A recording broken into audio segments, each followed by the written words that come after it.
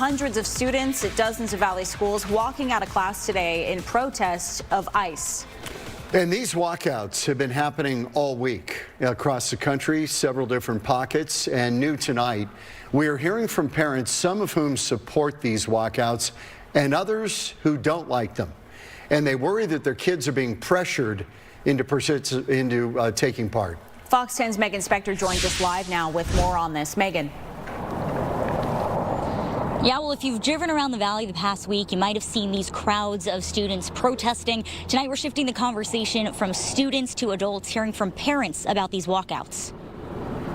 When they see that civil rights are being violated with their own eyes and they do something about it in a peaceful protest, I couldn't be more proud of them. This isn't safe, and it's leading the children to believe a narrative that they don't know whether it's true or not. Students across the valley are choosing to speak out by walking out, as hundreds leave class to march the streets with their backpacks and signs protesting ICE.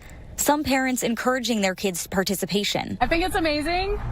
I think the kids know what's going on, and I think that they're standing up for what they believe in. I'm proud of them for using their voice for what they believe in. While other parents are voicing concerns that schools are behind the walkouts, despite districts across the valley maintaining that the protests are entirely student organized. They could have got hurt. We didn't know where our kids were in the middle of the day, and then I find out that my child's not where I thought she was supposed to be, and she's walking down a street with 250 students.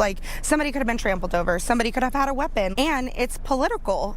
People get angry at politics, no matter what side you're on. State Superintendent of Public Instruction Tom Horne sent Fox 10 a statement saying students have the First Amendment right to peacefully protest, but it should be done after school hours.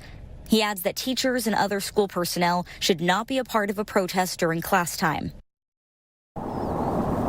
Districts across the valley are reaching out to parents about these walkouts. It's a similar message throughout different districts, acknowledging these movements happening throughout different schools, while also saying that if your student is not in class, it will be marked as an unexcused absence. We're live tonight in Peoria. Megan Spector, Fox 10 News.